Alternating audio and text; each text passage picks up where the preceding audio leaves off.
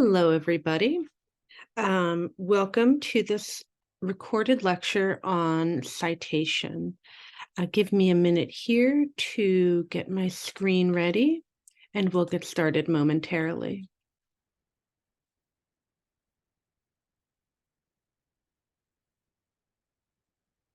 All right, while I'm messing with this, I can introduce myself. My name is Jamaica Jones. I'm a PhD student in the School of Computing and Information at the University of Pittsburgh, and I'll be leading you through, as I just mentioned, an introduction to citation. My goals for what you will have learned at the end of this, it should be about a half an hour, this session. I'm hoping that you'll be able to distinguish between two primary types of citation. I'm hoping that you'll be able to articulate why citation is important and that you'll be able to identify when it's appropriate to cite. I also hope that you come away with an understanding of the relationship between citation styles and scholarly traditions, and that you're able to locate some resources to support strong citation practice in your graduate studies, and specifically your MLIS pursuits. So, my name is Jamaica Jones. We've already gone over that. We've already gone over the fact that I'm a PhD student. My research interests have to do with citation, actually, not with necessarily the practice of it, but what comes after the use of citation to determine the quality of a body or the impact of a body of research and how that relates to scientific values. As a PhD student, I have created a lot of citations in my day. I have a master's degree from NYU, which is a very writing heavy degree. So I got a lot of practice there. And as you can see on the bottom of the screen, I have created citations on a typewriter, not once, but many times.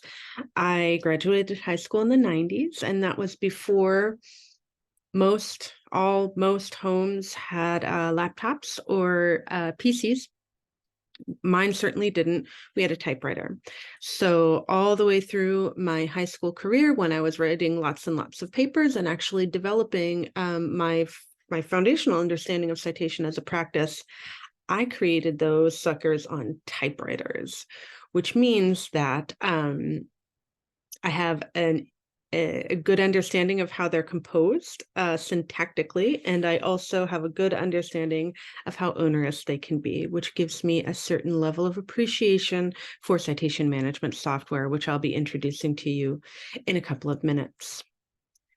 Okay, so this is a high-level overview, really introduction. A citation is a reference to an external source. It can be used to reference a practice, which is the act of citing, or to an instance of citation. In this latter context, it's generally done in writing, as I've already mentioned. There are two primary ways that citation happens on a page, happens within text. One is parenthetical and one is by notation. If you look at the word parenthetical here, you'll see that it looks a lot like parentheses, and that is no accident. When we're talking about things that are parenthetical, we are often talking about things that are inserted into text in parentheses. So some citation styles will indicate that you are to insert your citation in parentheses, as I've shown here. Others will indicate that you're to use a notation system, generally a superscript number at the end of the sentence needing a citation, to be followed up with a footnote or an endnote that provides the full citation. So we should all be pretty familiar with bibliographies and works cited. They function generally the same. A bibliography can be a little bit more broad. A work cited is the section at the end of both are the sections at the end of your writing that will indicate what works influence your writing. Works cited are a little bit more specific in that they're only used to include the works that you cited, all of the works that you cited, and nothing else in your paper other than the works that you cited. So if we take this slide to be my paper, you can see that I've cited two sources here. I have Paul Wouters and Christine Borgman. The bibliography for that slide, therefore, lists them in alphabetical order, Borgman and Wouters. You can see here that particularly in the case of the parenthetical citation, it's often quite short and only has very basic identifying information. Here we have the name of the author and the page on which the reference can be found. If you wanted more information, if you wanted to look that up, you would go here to the bibliography of the work cited and you would see, okay, Paul Wouters, this references to a book chapter. This is the name of the book, and here's the page range where I can find that chapter. Okay, so that was your real basic introduction to what citation is. Now we're going to spend a little time talking about why we cite. It is essential that when you reference a fact or an argument established by somebody other than yourself, and sometimes even yourself, you cite the establishing source. There are many reasons for this, as you can see here on the screen. First, you want to give credit where credit is due. And relatedly, you don't want to take credit for something that isn't yours. This relates to the second essential reason to cite, which is avoiding plagiarism. Third, and just as importantly, citing affords your reader respect. In that it provides them all the information that's needed to back up your claim. You don't want to ask your reader to take your word for anything. You want to enable them to consult the same sources as you did and come to their own conclusions. You do, of course, think that your conclusions are sound, and you assume that your reader will too. You expect that you'll pique their curiosity and ideally support their own research and writing. Citing your sources will help them identify and find the resources that advance their own work. Stated another way, by showing your sources, you'll make the road a little smoother for those who want to follow in your footsteps. Related to this point is another reason why citation is so critical. By citing, you center yourself in the work that's been done before yours, providing context and also communicating to your reader that you understand the field, you understand what the conversations are within it, and that you understand how your contribution advances the discourse. Okay, so this is all great, but it begs the question, when exactly should you cite? Earlier, I said that you should cite a fact or argument established by somebody else. If you think about this for a second, you'll get to seeing pretty quickly that there are some bounds around this. Surely we can't be expected to cite the Declaration of Independence every time we refer to the United States as a sovereign nation, nor would it be reasonable that we be expected to cite a source establishing that a public library tends to loan books to patrons. This is to say that there are some things that can be assumed to be shared knowledge. What constitutes this body of shared knowledge depends on your audience and the context. So citation is context dependent, and there's no hard or fast way to learn when to cite except to remain observant when doing your own reading and take note of the way that citation is used across different formats and communities. There are also plenty of online resources that can help you identify when you should cite something, including this resource. I don't think that I mentioned at the beginning of this presentation that in my role as a PhD student, I should have mentioned this, I apologize. I have served as a teaching assistant for many, many, many semesters, for about the majority of about 3 years now. And in that role, I tend to find myself in the position providing a lot of guidance around citation, how to do it, when to do it, all of the things that I'm sharing with you here. One of the resources that I've found really helpful in working with my students is this resource here, made available through the Boston University School of Public Health, called appropriately When to Cite. They're more specific in their guidance, and I think very helpfully so. They indicate that it is appropriate to cite when quoting, paraphrasing, or summarizing another work. It's also important to cite when calling in external facts and statistics, and any time that you find yourself in a place of indebtedness. Here's an example, which I hope is not too small on your screen, that I like to use when talking about citation in context. I mentioned earlier that you want to think about context and what can be taken as general knowledge that might be shared across the community that you're that is your audience. And I've included this. This is a screenshot of an article that was published in early 2023. And in it, the author cites two federal policy memoranda that anybody, most people, I should say, who read this article, who form the audience for this article, would know these memos like the back of their hand. These are the Nelson memo, which you see here, and the Holdren memo, which you see here. These are especially, well, not especially either of them. They're enormously important and impactful pieces of science policy in the United States. And yet, in this work, that for which the audience is largely comprised or significantly comprised of policy wonks, the author still chose to cite them. The reason why, well, I mean, I don't know why I didn't interview him, but I can imagine that he did so because it is proper practice, even though he knows that his audience can take them for granted, that they know exactly what these resources are and where to find them. He took the time to cite them for the reasons that I raised earlier. It's good to document, it's good to be honest, it's good to be generous, to acknowledge, respect, and provide context. Here's another example of when you might find yourself in with the question, should I cite or not?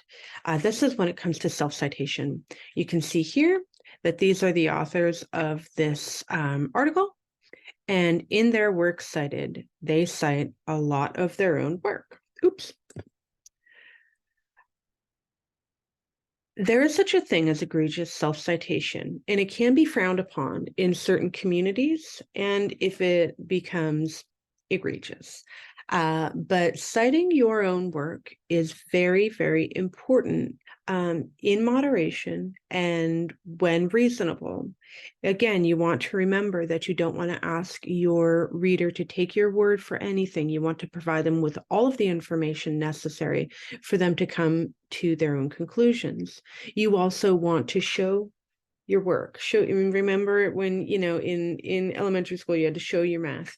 You want to show your math, show how you arrived at your conclusions. This includes and involves and necessitates citing prior work that you've written. Okay. So throughout your graduate studies, you'll regularly hear references to citation style.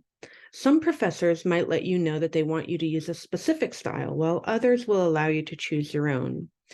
Often is that if the choice is up to you, you might be asked to select from, in our discipline, in the MLIS discipline, you would likely be asked to choose from MLA, APA, or Chicago style. The reason for this is that they're the most commonly used in our field. Different disciplines tend towards different styles because the styles themselves are determined by publication formats. They're referred to as, these publication formats are determined by the scholarly societies that publish a lot of the major publications in the field.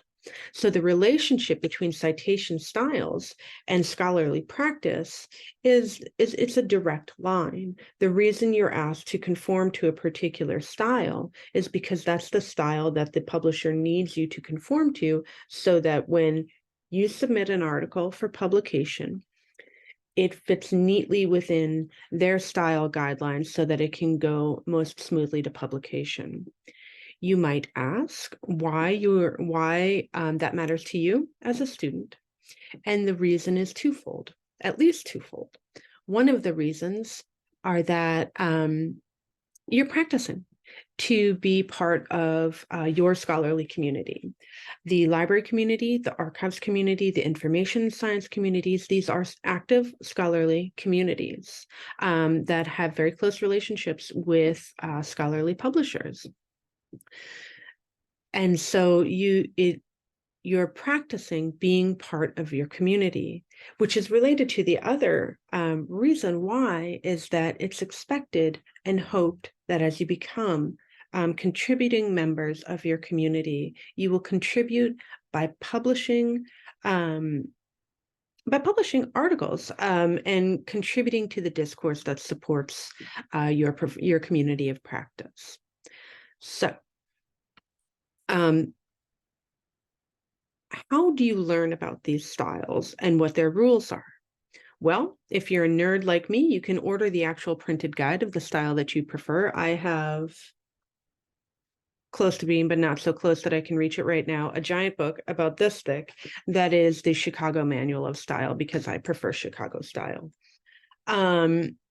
Or you can head over to a very helpful online resource out of Purdue University that's is often referred to as Purdue OWL, with OWL standing in for Online Writing Lab.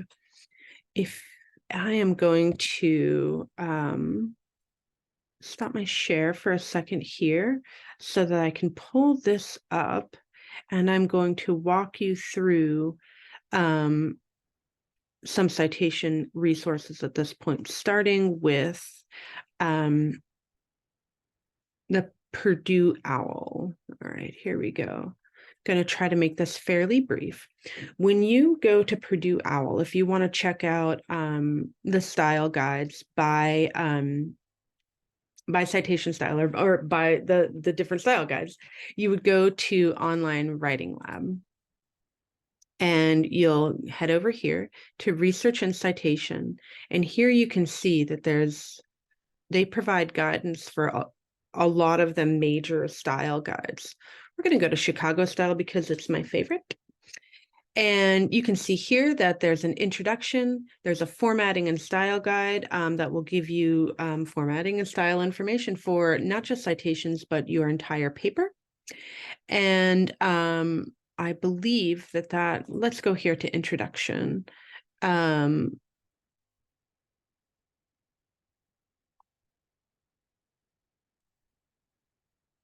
Here you go. Under general format, it's going to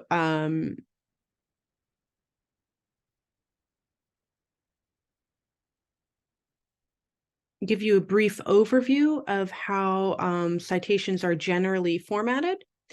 And then what you see here is that it breaks it down by books, periodicals, web sources, because different resource types are formatted differently, and the citations are formatted differently to account for those resource types.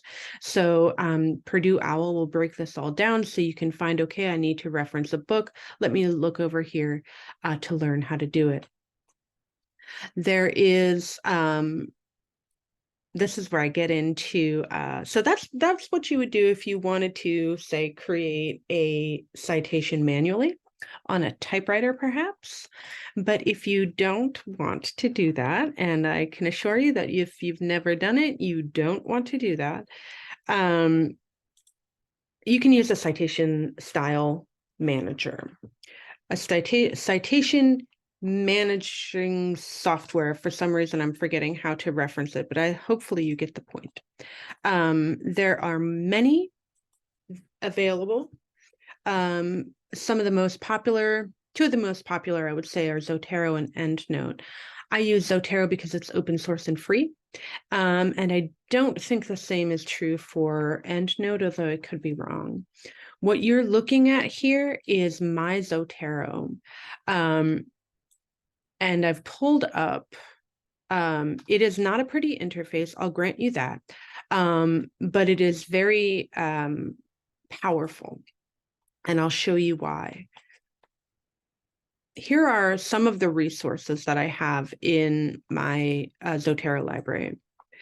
I have many, many resources in my Zotero library, but I've limited this to Paul Wouters. He's a scholar whose work I referenced a lot. I already referenced his work in one of the slides that I reviewed with you earlier. And that reference that I used in I think it was the parenthetical citation, is this one. It's called the Citation from Culture to Infrastructure. So you can see here that in Zotero, these resources that you want to call into your work, that you want to cite, they become records, and I'll show you how. But for now, we can take a moment to look at the record for this. Remember, it was a book chapter. And you can see that that the record contains everything that's necessary to create a proper citation. It has the author, it has of the chapter, it has the editors of the book, it has the chapter title, the book publication information. You get the point. The other thing that Zotero has that is so incredibly helpful for anybody doing research of any size is that it hosts PDFs locally. You can see that the PDF is hosted here in association with the bibliographic record. You can pull up the PDF in the Zotero website interface. You can annotate it. As you see here with highlighting, you can also annotate it with sticky notes. And then you can save your annotations as their own note, still associated. Whoops, didn't mean to do that, because you can see it right here in this window. This is all of the passages that I provided my own synopsis. You can type in here, create your own written notes. And then here are my annotations. These are all of the highlighting that I did in the PDF.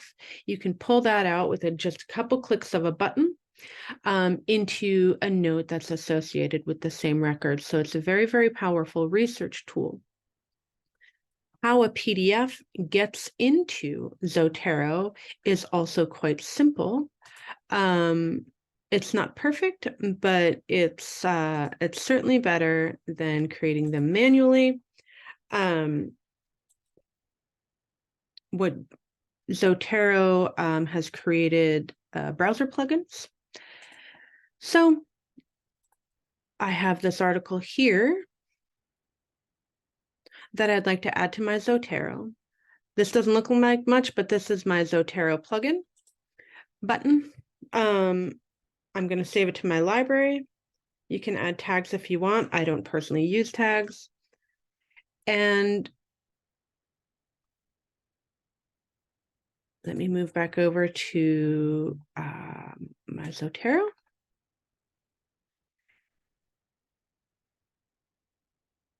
Sorry for all the going back and forth, but I think that these things are valuable for you. And you can see here that Zotero created a record. It drew in all of the metadata, put it in all of the right places, and drew in the PDF for me, just like that, just with a click. Okay. I am going to pop back out of this because I want to show you how it works to actually use Zotero to create. And I don't use EndNote. I'm not necessarily providing you a training on Zotero. I'm just showing you what the capabilities of these software solutions tend to be and how easy they are to use. And how integrated they are now into the writing process. So let me pull up, not that. Okay. Let me pull this up. I'm going to share my screen one more time. I'm going to show you how it works to cite using Zotero. Okay, so I'm writing along, and these are the same passages that I cited previously. In the slides, you'll see here that there's also a plugin for a lot of the leading word processing software solutions, including Microsoft Office. I clicked on Zotero. I'm going to click on Add Citation. It's going to ask me what style, and it's already highlighted Chicago because it knows that that's what I like.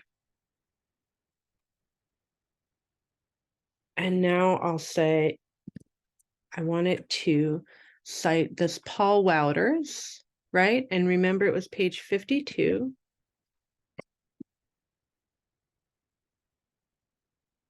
And look at that. It's not perfect, right? Like the font isn't the same. I'm sure that there's a way that I could go in and change my preferences so that the font was the same. I don't like fussy things, so I haven't fussed with that.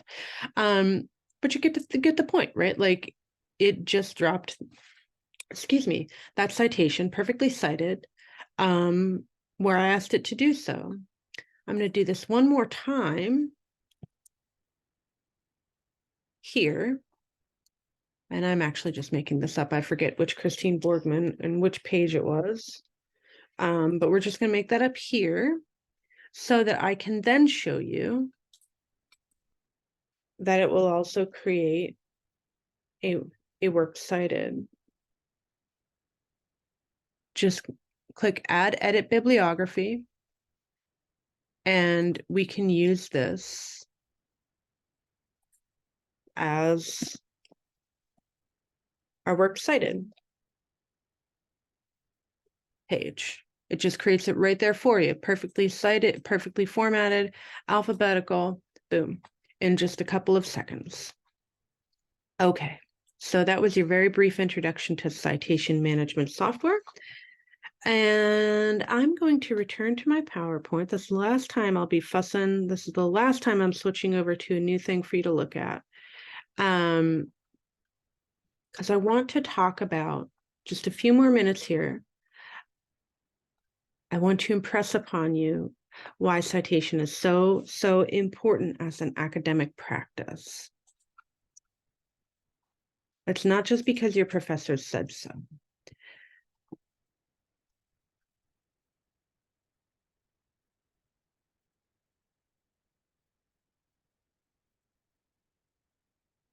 It takes so long. I'm so sorry.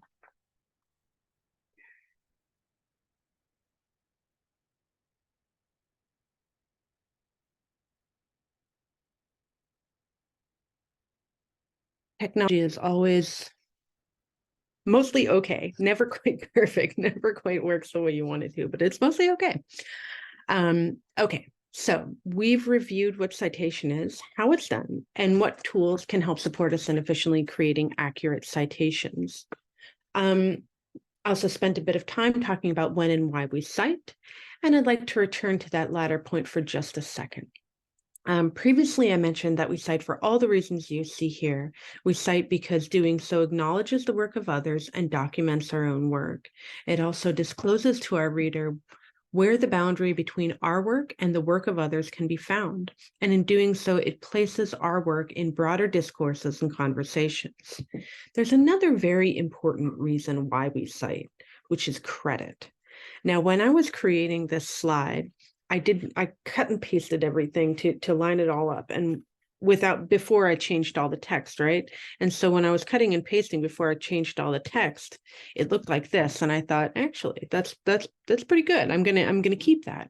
Credit is such an essential reason why citation is important as an academic practice. And as you move into your career, contributing to your field, when you write, when you publish, it is essential that you cite the work of others, because doing so can make or break careers. It may well make or break yours, depending on the field of librarianship or information science or archival work that you choose to pursue. You see, when somebody's work is cited in a scholarly journal, those citations are indexed. And those index citations then serve as data sets and as the sources for citation analysis, which is often used to determine the impact of individual researchers' work. Citations are taken as proxies for impact. It's therefore assumed that if a researcher's work is cited, it has, if it's cited many times over the years, that it has a broad impact. Those citations are then analyzed into what are known as impact factors, which become central to hiring, promotion, and tenure review. Let me back up. It may seem far away or intangible now that your citations might affect the careers of others, or that others' citations of your work might affect your career. I assure you, though, that as you move through your career, you might be surprised by the number of opportunities you have to become one of these cited researchers or scholars. The information professions are a group that are centrally organized around professional organizations such as the ALA, the ACRL, and SAA, organizations that all hold yearly conferences and therefore publish yearly proceedings. If you ever present at a conference, what you present will be published in one form or another, and you may well begin accruing citations. Those citations, I'm going to repeat, this is going to be repetitive, but it's worth it because it is so important. Those citations will be as important to your career as they are to others. Learning how and when to cite is essential not only to your career, but to the life, work, and scholarship of others as well. It's not an exaggeration to say that learning to cite is a key, an unavoidable step in joining and contributing to the information, library science, and archival professions. This is why I took the time to create this module for you today. I hope it's been helpful. I hope it's helped provide you with some key pieces of information that will help you on your way. As a reminder, I want to review some citation resources that are that we've reviewed and that remain available to you should you like to pursue them. There's Purdue OWL, the online writing lab. And there are also citation management software packages like Zotero. You can go online and download those. You can also work with an academic librarian to help you select the right one. Speaking of academic libraries, there are undoubtedly many resources available across your university. I'd recommend starting with the library, as the reference librarians there can help you get set up with a citation management software solution and can certainly provide you with additional resources such as the LibGuide on writing, editing, and citation that's available through Pitt's Hillman Library and is linked here in number 2.